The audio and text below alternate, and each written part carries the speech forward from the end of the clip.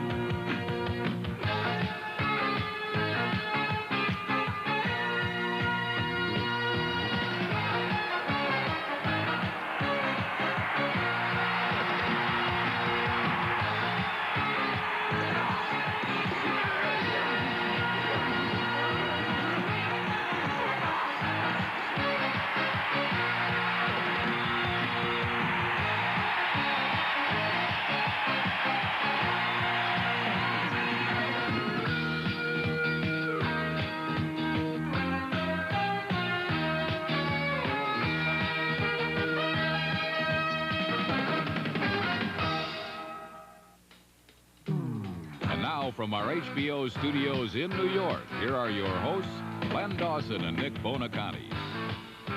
Nick and I would like to welcome you to the first regular season program of Inside the NFL.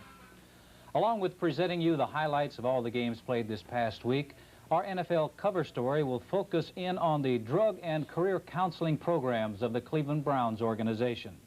Our NFL record book will show you the highs and lows of quarterback Burt Jones's career. As a matter of fact, Burt will be joining us in a little while in the studio as our special guest this week. Nick, I think if the rest of the season is anything like the first week, we're in for some kind of year. When you take into account that only 2 teams won at home, and when you look at last year's 4 worst teams, 3 of those teams won, and 1 lost, but it took overtime to do that. One of those teams was the Baltimore Colts, and Len, you and I have not had too many kind words for the Colts, nor their head coach, Frank Kush. But because of the bounce of the ball, the Baltimore Colts won their first game in over 2 years. You know, you're talking about the bounce of the ball. How about the Miami Dolphins? It's bouncing good and bad. They won their game against Buffalo, but they lost 2 offensive players for the rest of the year because of knee injuries, Jimmy Cefalo and Tommy Vigorito. Now, when you take into account they've had some problems defensively, the untimely death of linebacker Larry Gordon and the injuries to linebacker Steve Scholl and Don McNeil, the cornerback, Don Shula definitely has to be concerned about that situation.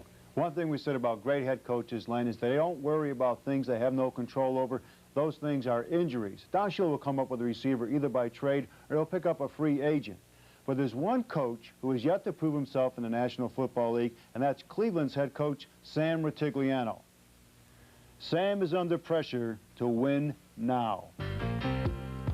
At Cleveland, Browns coach Sam Rutigliano had a lot on his mind. His quarterback, Brian Sipe, was the AFC Player of the Year 3 seasons ago, then lost his magic. But last weekend, Sipe almost made a Minnesota lead disappear by throwing 3 touchdown passes. One of them a 6-yarder by a very determined Mike Pruitt, number 43.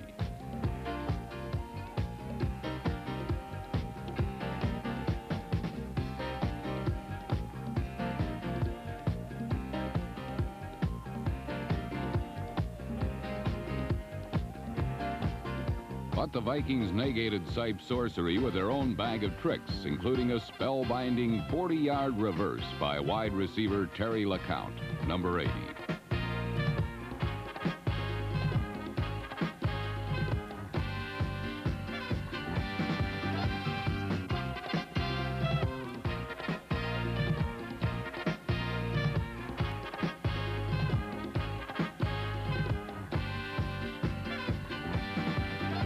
Actually, the Vikings were more methodical than magical, and their method was simple.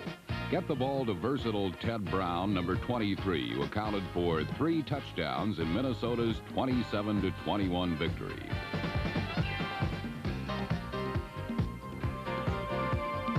Brown is a workhorse back with a nose for the end zone, a quality shared by San Francisco's offseason acquisition, Wendell Tyler, number 26. Tyler electrified a capacity hometown crowd with a 32-yard scoring run against Philadelphia.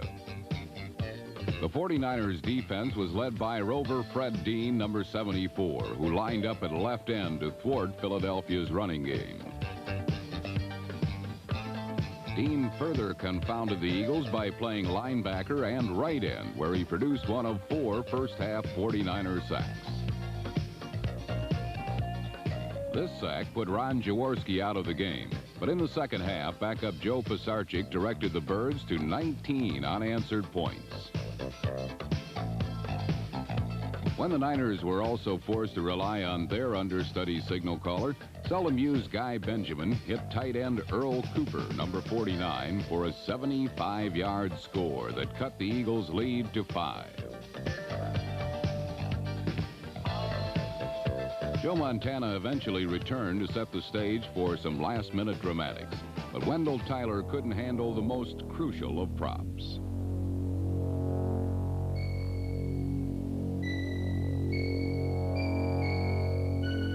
Instead of converting a 4th and 1, the Niners made their 3rd turnover and added a few more gray hairs to Bill Walsh's distinguished mane. But when the Eagles incredibly turned over the ball while trying to run out the clock, the Niners seemingly produced a miracle finish when number 87 Dwight Clark scored on a Benjamin pass with 11 seconds left to play. But for San Francisco, this was a day for mistakes, not miracles. A holding penalty nullified the touchdown, and the 1981 world champions suffered a 22-17 defeat that demonstrated that the 49ers' own worst enemy is the 49ers. It looks like the clock has struck 12 for Cinderella's team of 2 years ago.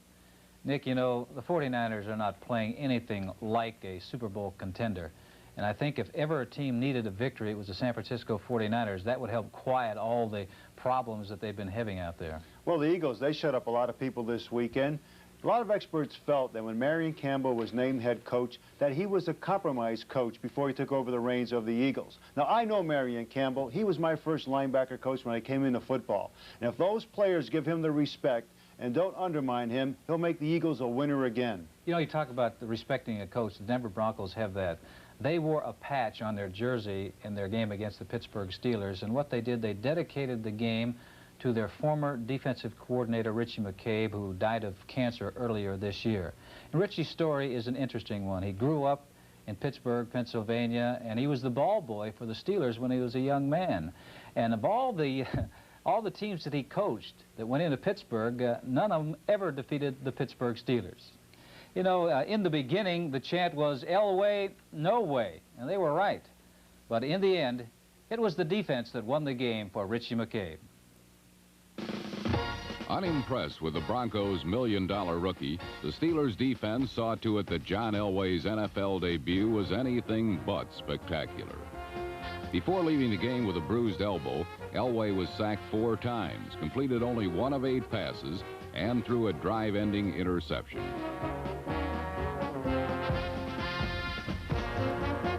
Trailing 10-7 in the final quarter, backup Steve DeBerg was justly rewarded for his saintly patience with Elway mania.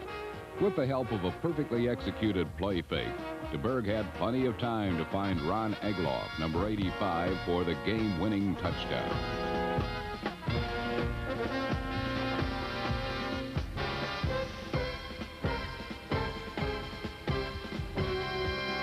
DeBerg's performance raised the question about quarterbacks and money that has been looming in Tampa Bay ever since the Bucs let Doug Williams get away to the USFL.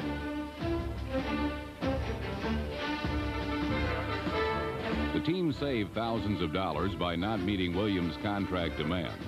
However, the lack of a suitable replacement began costing the Buccaneers in the season opener against Detroit.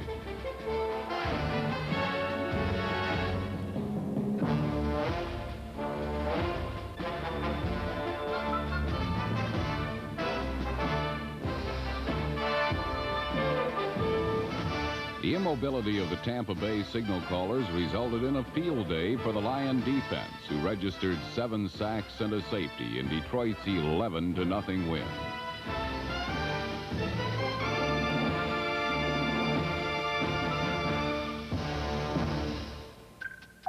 The opening game of a new season never arrives soon enough for a Super Bowl loser. For 7 long months, the Miami Dolphins have been a faceless team lurking in the shadows cast over them by the Washington Redskins. Against Buffalo, the Killer Bees were anxious to regain some of the respect John Riggins had stripped from them.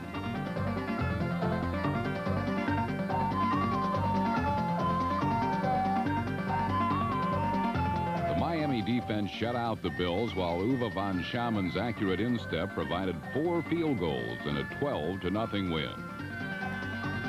The win was Coach Don Shula's 215th career victory, which is 215 more than these 2 rookie NFL head coaches.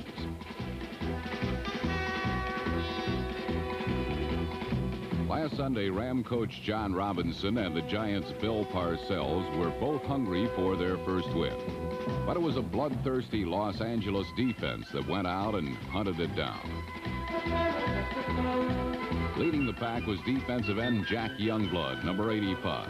A good old boy who leaves his shotgun in his pickup on Sundays because he prefers hunting down quarterbacks with his bare hands.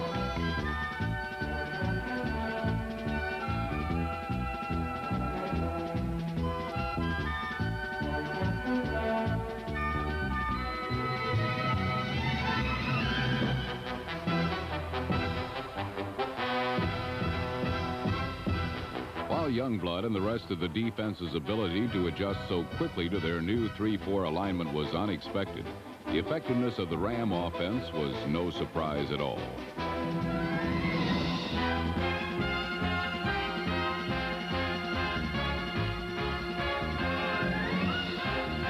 Against the highly publicized Giants defense, quarterback Vince Ferragamo threw for 279 yards and 2 scores, both to tight end Mike Barber, number 86.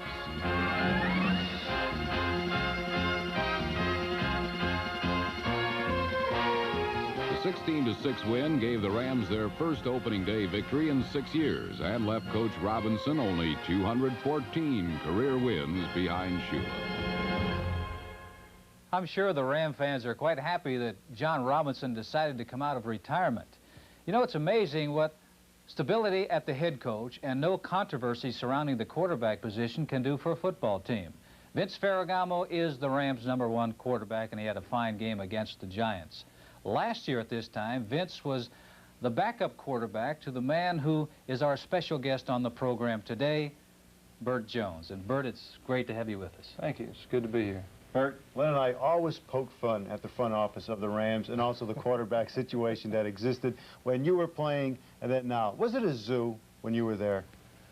In a way, it was a zoo, but not really, because really the owner's intentions are picture perfect. She wants to do the best thing she can to help the ball club win. Sometimes she doesn't do it in the right direction, and I don't think it's necessarily her fault, because everyone can't know everything about an organization, and that might be her one shortcoming, but she's got good intentions. As far as a quarterback, it really wasn't as bad as people seem to make it, and people in the press seem to make a bigger part than what it really was, because I was a starting quarterback. There wasn't any problem there. I mean, there wasn't any concern other than in the press. Let me ask you something, Bert. Now, I'm looking at you, and you look healthy, you look strong, you look like you could go. Explain to us why you retired. Well, I am strong. I feel good, but I did have a pretty severe problem. I ruptured a disc in my neck between the 5th and 6th cervical and had an anterior fusion where they go in and operate through the front and take a piece of bone out of your hip and fix it. And basically, it fixes that problem, so to speak, but it's not something that you can go out and play with, because, as you know, the artificial turf is hard. If you hit your head on it, it's not like messing up a knee. It's possible quadriplegia. And it's not something that I can play with, and it's not a chance I want to take. I enjoy my family, and I want to be a provider for them. The man sitting next to me could have been one of the all-time greats in the National Football League. Let's take a look at the career of quarterback Bert Jones. Few things are sadder in life or football than great talent unfulfilled. Bert Jones had great talent.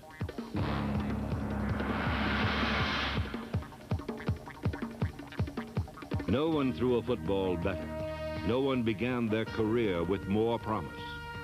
When he came up, he was probably one of the finest prospects, I guess, that we have seen come into the National Football League in a number of years. He looked like he was going to live up to the great potential that he had, because he was a great athlete as well as being a great passer. Besides endless athletic ability, Jones had charisma.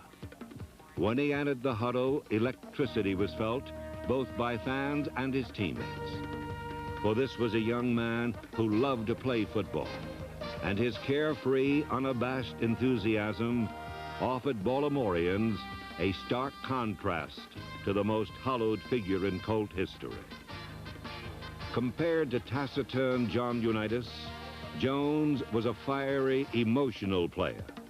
He had an inherited sense of ease within the milieu of professional football.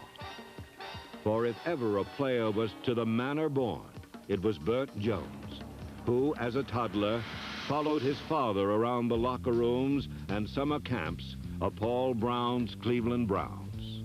Bert's father was the great Dub Jones, number 86, who once tied an NFL record by scoring 6 touchdowns against the Bears. The 6th Cleveland touchdown occurs after a Bear interception gives Cleveland the ball at midfield.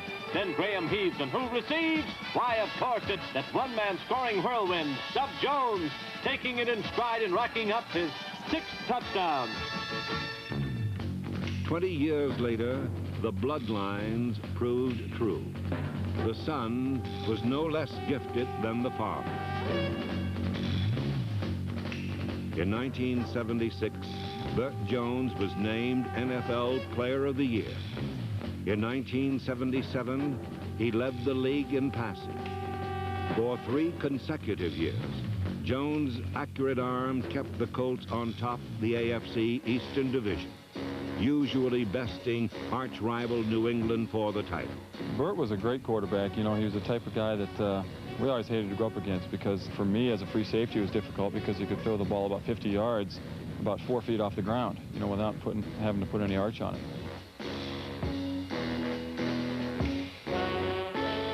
Those were Baltimore's banner years. Both Jones and the team were the toast of the town.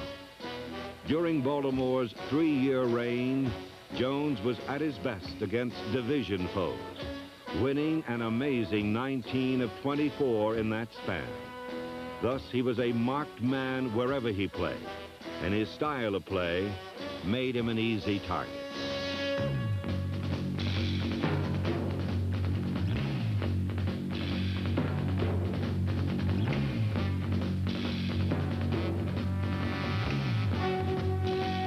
Soon the injuries piled up, and the assaults on his body took their toll. Jones began spending more time on the sidelines than between them. The Colts started their decline. Last season, after 9 years in Baltimore, Jones was traded to the Rams. His tenure in Los Angeles was brief, just 4 games.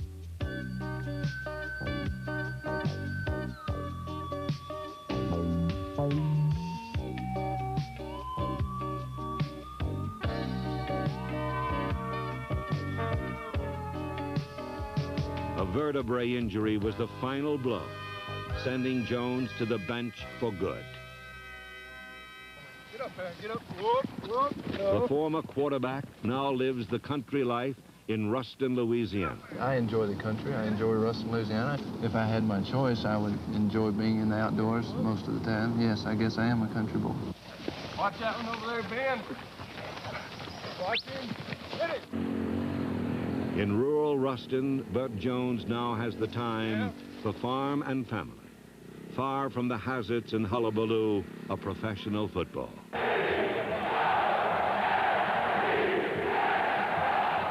He leaves a legacy of unreached greatness.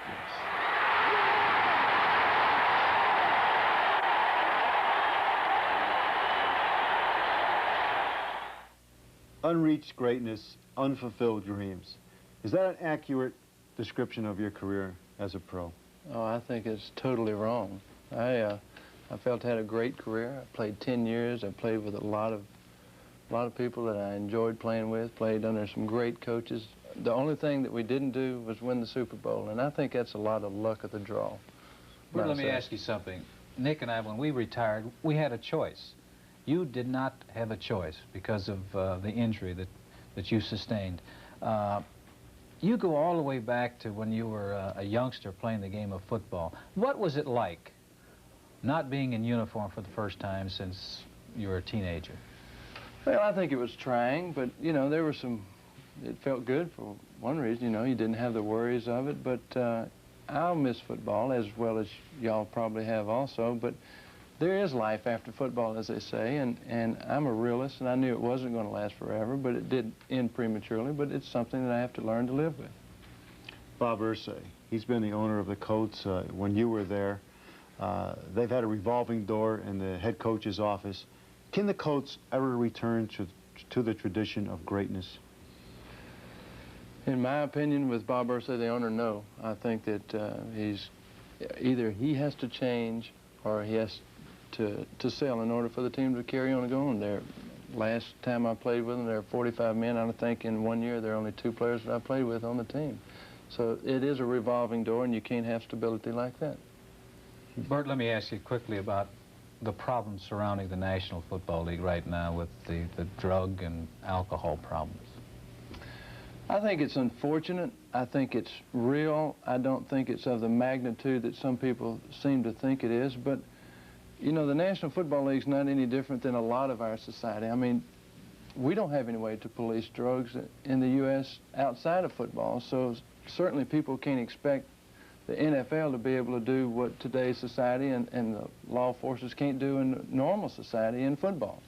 I think it should be stopped. I think that we need to take stronger measures against it, but it's going to be tough to do. And it's there. It's not as big as what people think it is, but it is a problem. Where does Bert Jones go from now? What are you going to be doing? Well, I'm going to be back in Louisiana, as I've always said I would be. I'm in the lumber business back in Louisiana. I'm working with LSU Sports, doing their television, doing a syndicated television show about LSU sports. And really, I'm just going back to Louisiana to live the life that I've always intended on living. It's just maybe 5 or 6 years premature. Bert, thank you very much for joining us on your birthday. And you look happy, and we appreciate you visiting us. Well, I appreciate it. Well, he's happy. You can see that. Another man that's happy is Frank Cush, who gained a victory for the Baltimore Colts. Incidentally, the first time that they've won since this man, Bert Jones, quarterbacked them. It was a big victory in overtime over New England. After a promising preseason, hopes were high for Frank Cush and the Baltimore Colts at their opener in New England.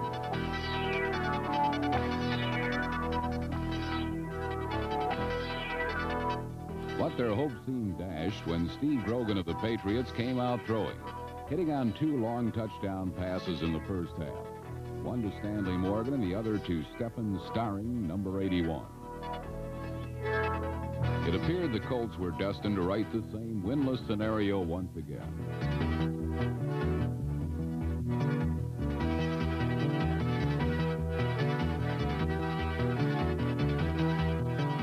An apparent fumble recovery and touchdown run by defensive back Larry Anderson was ruled a lateral, which can be recovered but not advanced.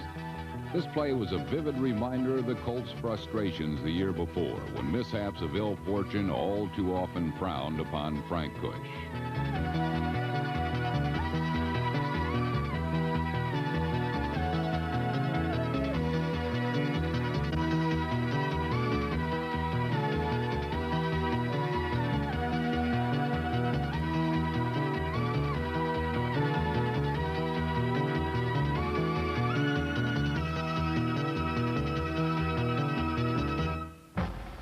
But the persistent Colts dug in. Led by the outside pursuit of number 56, Vernon Maxwell, Baltimore sacked Grogan 7 times.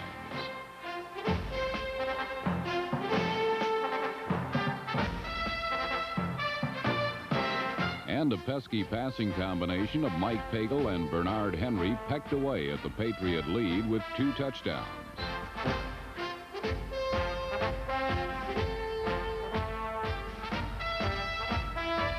With the final seconds ticking away, rookie place kicker Raul Alegre connected from 33 yards out, tying the score at 23.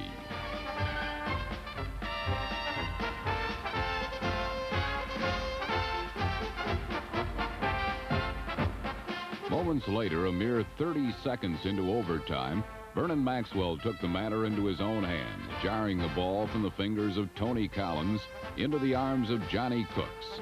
A play that finally delivered Frank Cush from his winless despair.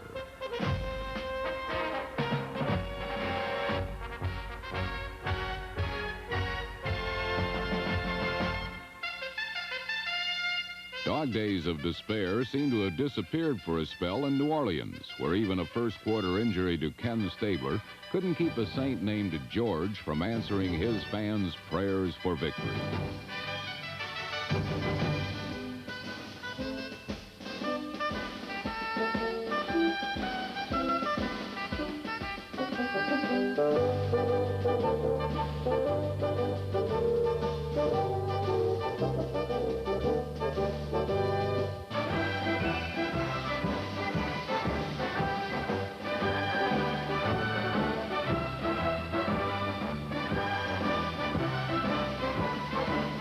George Rogers' 2 touchdowns, one a 76-yarder, and team record 206 yards rushing provided a heavenly sent inspiration to the New Orleans Saints' 28-17 triumph over the St. Louis Cardinals.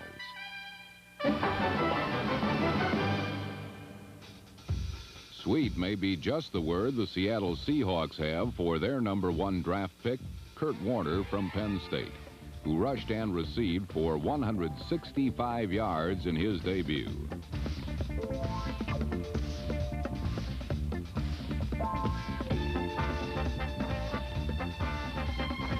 But despite Warner's dazzling offensive display, the Seahawks went down to a 17-13 defeat, their 8th opening day loss in their 8-year history.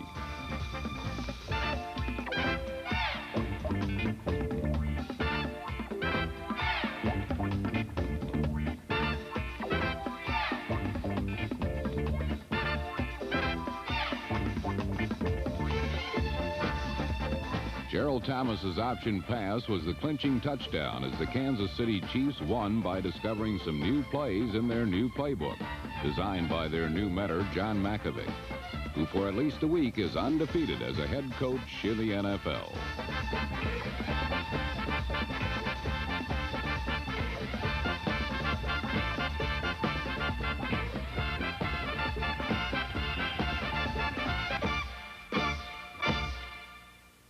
John Mackovic. No, not a household name, but a guy who's not afraid to make unpopular changes. Changes even the players question. This past season, he traded Eric Harris, a starting cornerback, and their starting quarterback, Steve Fuller, to the Los Angeles Rams for 2 backup players, Jarrell Thomas, a running back, and Lucius Smith, a reserve cornerback. Now, both of these players, all they did is help the Chiefs win against the Seahawks. You know, another thing that John Mackovic did with that trade, he alleviated the quarterback controversy. Steve Fuller and Bill Kenney had been vying for the #1 job for the last couple of years. Well, now Steve Fuller is in Los Angeles. Bill Kenney now knows for the first time in his career that he is, yes, the #1 quarterback. Now, what does this mean? That means he does not have to be looking over his shoulder. He can throw an interception and know that he's not going to be jerked out of the ball game in the next series. Now, Mackovic knows the quarterback position. He should. He played it, and he also coached it. Well, John Mackovic was hired because of his offensive skills. Dan Henning was hired by the Atlanta Falcon management because they knew they had offensive talent, but they wanted someone who could consistently bring it out of the closet. Well, the Chicago Bears, they're still trying to find the key to let this man run loose. Beginning his 9th NFL season, Chicago's Walter Payton has a stronger supporting cast, and the Bears are suddenly contenders in the NFC Central. Still, number 34 is asked to carry most of the offensive load. As usual, Payton responds with his familiar style, a mixture of grace and grit.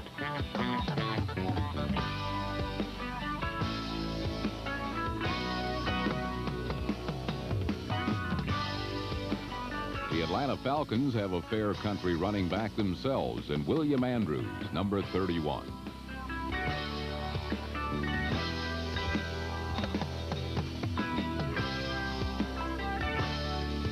The versatile Andrews totaled 138 yards on the day, and his first touchdown of 1983 put Atlanta on top, 6-0. The lead was short-lived as Chicago's Jim McMahon spotted Ken Marjoram with a scoring pass that helped the Bears build a 10-6 halftime lead. Falcon quarterback Steve Bartkowski then got together with a pair of veteran wide receivers and went to work on the Bears' revamped secondary.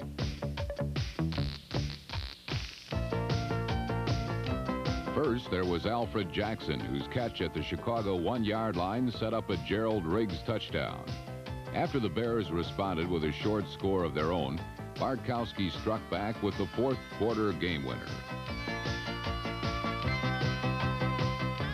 The target was Alfred Jenkins, number 84, and his 21-yard scoring catch earned the Falcons a come-from-behind victory. Meanwhile, Walter Payton earned a wealth of respect from the opposition with 199 total yards. Payton appeared to take the loss with a smile, but the only drawback to being a good sport is that you have to lose to be one. Falcons 20, Bears 17. The LA Raiders never pictured themselves as good losers and avenged their only regular season loss of 1982. The outclassed Bengals wound up tipping their hat to the Raider pass rush.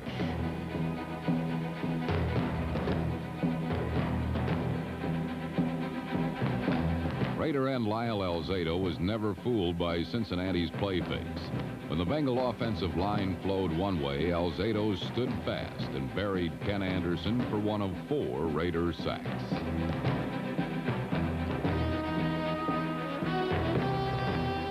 Despite completing 74% of his passes, Cincinnati's Anderson didn't find the end zone until the final period. It was way too little, far too late.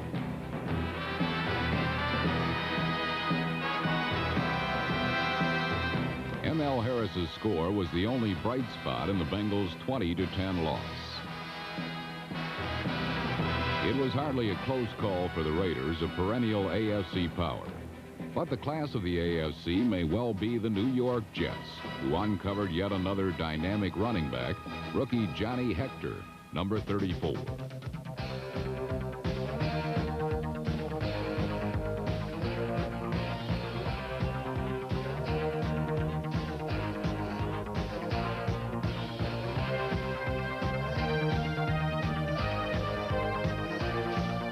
Hector carried the ball but once against the Chargers, good for 42 yards. Then a seasoned veteran took over.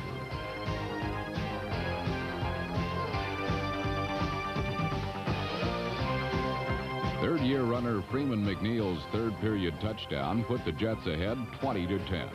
It was a lead the New Yorkers never relinquished, despite the acrobatic efforts of yet another brilliant San Diego receiver, Bobby Duckworth, number 82.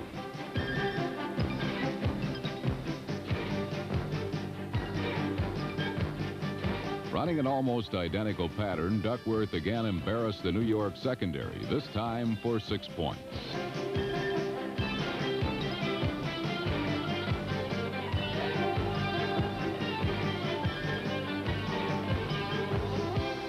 But the Chargers never got closer than that, and when Jet quarterback Richard Todd hit Freeman McNeil with a game-clinching touchdown, the Jets had their first opening day win since 1977.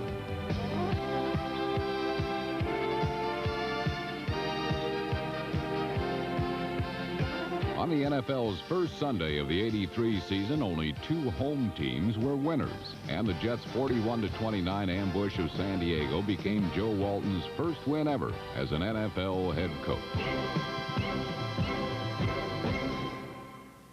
We've been saying all along that great coaches overcome adversity and win. Of course, one game does not put you in that category, but Jets coach Joe Walton looks like he's on the right track. Len, I love the statement that Joe Walton made after the game. He said, as well as our offense played against the Charger defense, we've only begun to scratch the surface.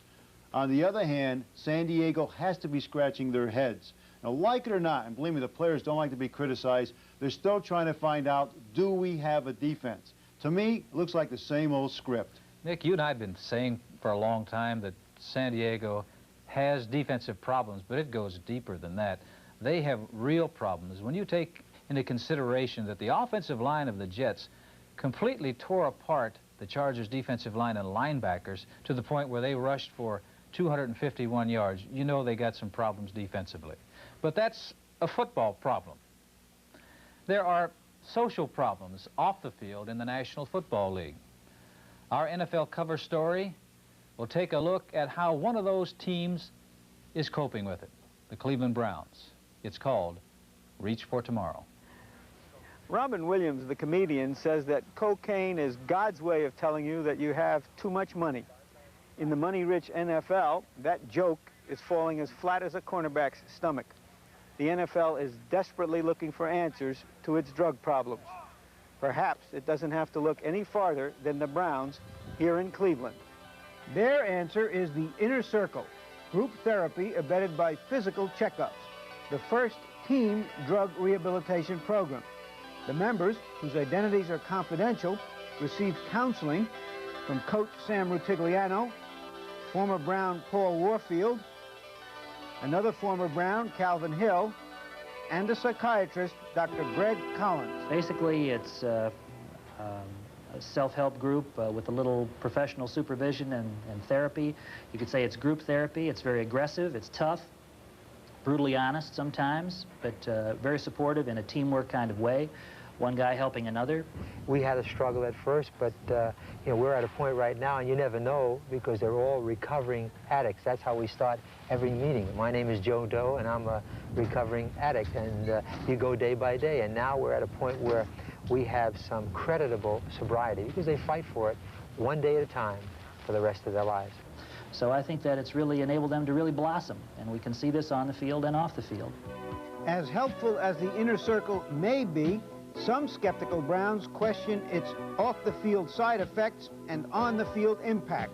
They're our friends first and their football players second, and I think anybody that looks at them any other way, you know, I think we all wish that it wouldn't have been exposed because, you know, it's something that, you know, everybody's going to point a finger and say, well, it's this guy, it's that guy, it's this guy, and nobody really knows who it is. I'm one of the players that haven't taken much advantage of the programs that have been offered. When I'm here, I've got my mind on one thing, and that's football. I'm playing football and winning. That's really what it's all about.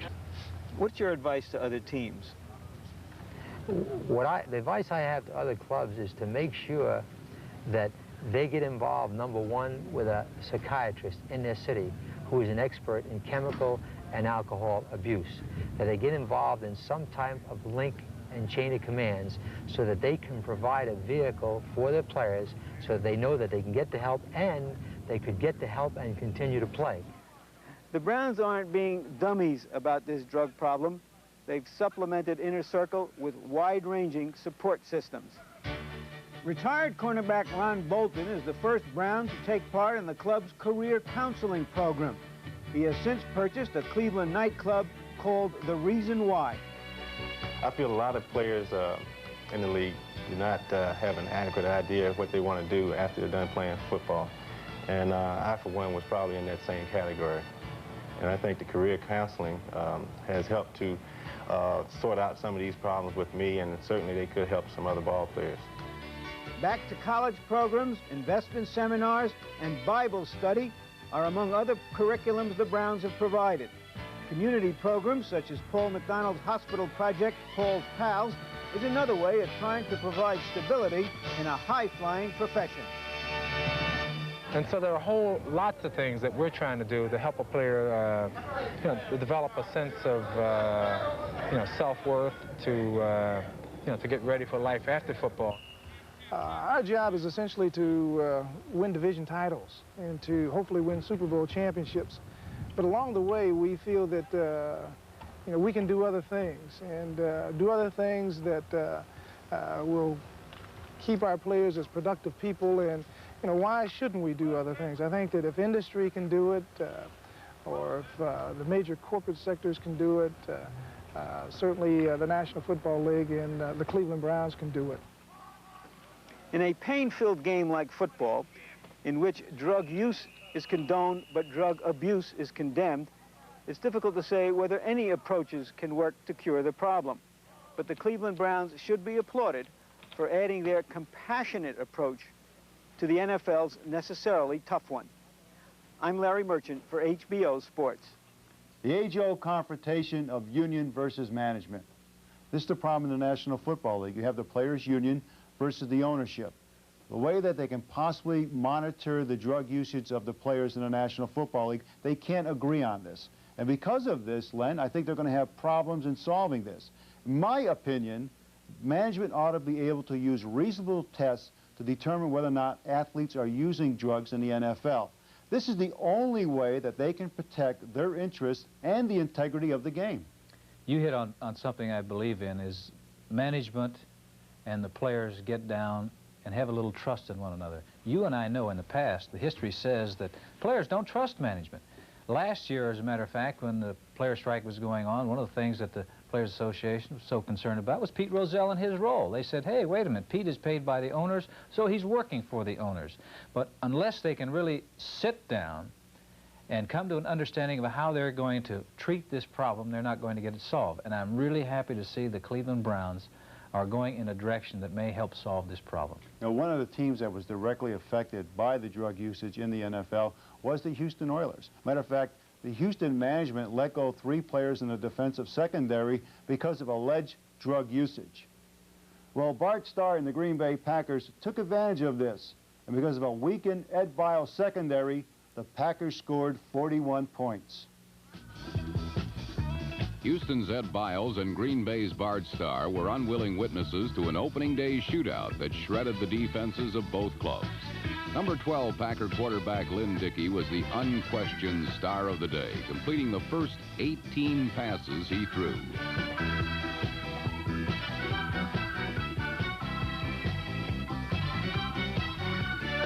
It was definitely Lynn Dickey Day in the Astrodome as the oft-injured but often brilliant quarterback from Kansas pulled off one of the greatest performances by a Packer quarterback in the team's great history.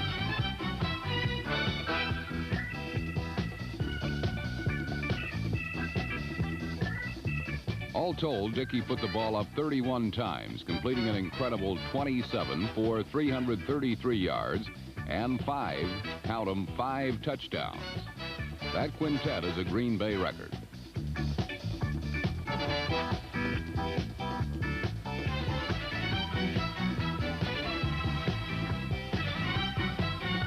When Dickey pumped once, then found number 31, fullback Gary Ellis, slanting over the middle for an easy 6 points, it looked like school was out for the seemingly outclassed Oilers. At the half, they trailed by 18 points.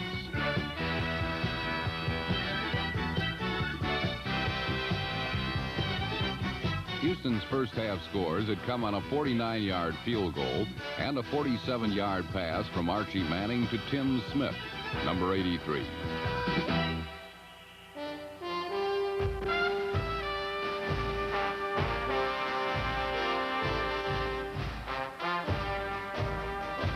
In the second half, however, the Oilers got 3 short yardage touchdowns by a rejuvenated and bruising Earl Campbell.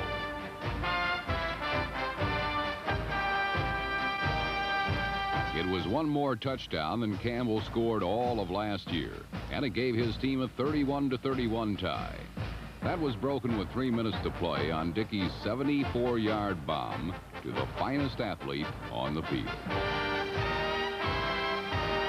Number 80, James Lofton, showed Houston's beleaguered secondary his heels. And it appeared that this gunfight in the Astrodome was over. The sideline demeanor of Ed Biles lent credence to the idea. But this proved to be an Oiler outfit that wouldn't lay down and die. Led by Manning, who totaled 22 of 34 for 348 yards, Houston drove downfield and tied the game once more.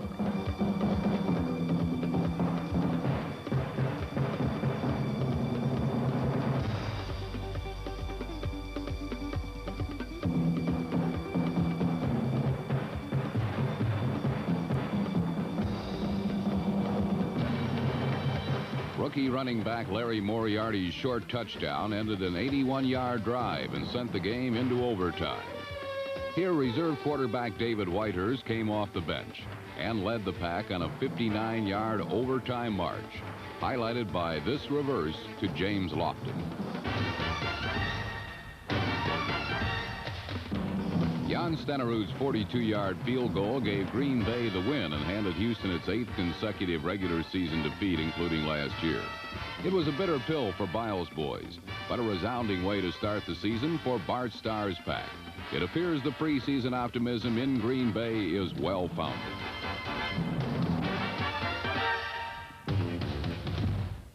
Last week, my colleague, Nick Bonacani, said, if there is a quarterback in the NFC Central Division capable of consistent leadership, it is Lynn Dickey. You hit it right on the head. Lynn is that type of quarterback, but I think he'd be the first to tell you he was happy to be throwing against the Houston Oilers in that weakened secondary. Well, Houston has nothing to be embarrassed about. Matter of fact, something that will turn your head is total yards, 498 total offensive yardage. Archie Manning, fantastic day. Unheralded receiver by the name of Tim Smith, 8 receptions, 197 yards. And number 34, Earl Campbell, he's back. The Earl of Houston ran for 123 yards and scored 3 touchdowns. Well, another bright spot really for Houston is at one point they were 18 points down. They came back, tied the game, sent it into overtime. To me, that showed a great deal of character. The other Texas team also showed a tremendous amount of character. Not only did they come back, they came back and won a very important game against their arch rival, the Washington Redskins. The Cowboys were surrounded by Redskins Monday night as number 72 Dexter Manley and friends held Danny White to minus 11 yards in the first half. The only thing Dallas had to shout about was this 77-yard romp by Tony Dorsett. Even this run received mixed reviews as the speedy Dorsett was caught from behind by number 28, Washington's first-round draft pick, cornerback Darrell Green. Tony D's run led to Dallas's only points in the half, a field goal. The biggest blow to the Texans' pride was this Joe Theismann to Charlie Brown beauty with 31 seconds left in the half.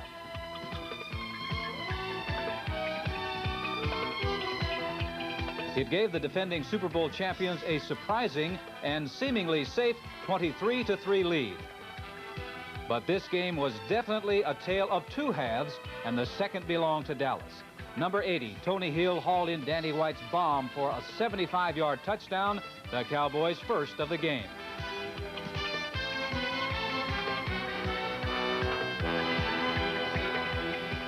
Five minutes later, White combined with Thrill Hill again. The receiver one-handed the ball for 51 yards, and suddenly the Cowboys were back in the game. After Mark Mosley missed a field goal that might have put the game away, Danny White, in a nice piece of poetic justice, bootlegged around right end for the winning touchdown. For White and the Cowboys, it was a dramatic turnaround in fortunes. The final nail in the coffin came when number 27, cornerback Ron Fellows, picked off Joe Theismann's sideline pass to set up still another Dallas score. Both teams traded touchdowns, but the Cowboys' 28 unanswered points answered the critics loud and clear in one of the great opening week victories in the history of the league. The Washington-Dallas game was the NFL at its best. Len, when you talk about rivalries in the National Football League, the Dallas Cowboy-Washington Redskin rivalry has to be the best. They don't like each other, and they make no bones about it. And they point for each other. As a matter of fact, when HBO Sports visited Carlisle, Pennsylvania, the training camp of the Washington Redskins, this was before they'd ever played a game. They were already putting in special plays for the Dallas Cowboy game. Now, they played terrifically with a lot of intensity, but it didn't last 4 quarters. Well, we talked about a quarterback situation on the Dallas Cowboys. But at halftime, with the Cowboys trailing 23-3, Tom Landry opted to keep Danny White in and not replace him with Gary Hogeboom. He stuck with White, and White stuck it to the Redskins. But one half of great football doesn't merit Danny White HBO's Best of the Week. That honor goes to George Rogers, running back of the New Orleans Saints, and defensively, William Gay from the Detroit Lions, who led his team to a shutout over the Tampa Bay Buccaneers. Number 38, the Saints' George Rogers went 76 yards on this draw play, even though the St. Louis Cardinal defense was expecting it.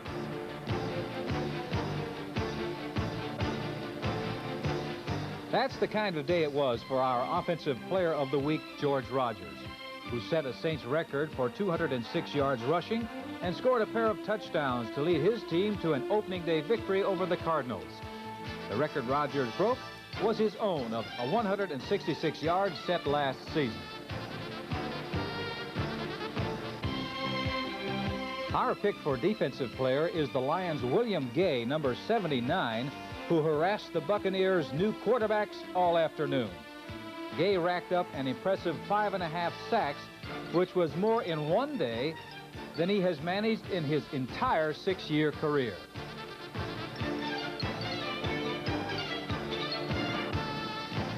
Our play of the week was the Patriots' Tony Collins' inopportune fumble in sudden death overtime.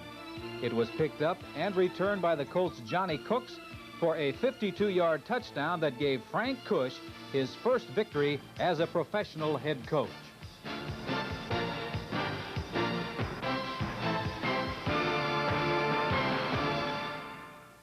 Our congratulations to HBO's Best of the Week. All of us here at HBO want to offer our condolences to the family and friends of Buddy Young, who passed away this past week. Len, some of my most vivid memories of a youngster watching NFL on television was of Buddy Young returning punts when he played for the Baltimore Colts. You know, he was a great player, and we're going to miss him dearly.